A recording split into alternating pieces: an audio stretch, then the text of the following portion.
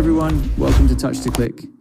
In today's video, I will show you how to log out from Gmail in PC in a quick and simple way. Now let's get started.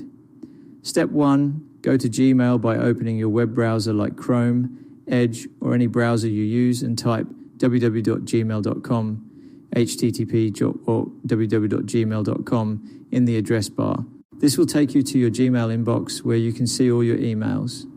Make sure you are already logged into the account you want to sign out from. Step 2, click your profile picture in the top right corner of the screen. Your profile picture is the small circular icon that shows your photo or the first letter of your name, and it helps you manage your Google account.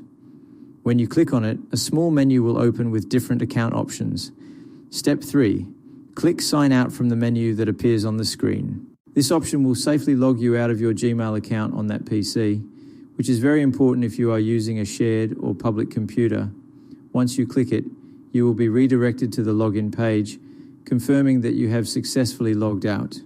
Thank you for watching, and don't forget to subscribe to Touch to Click for more helpful videos.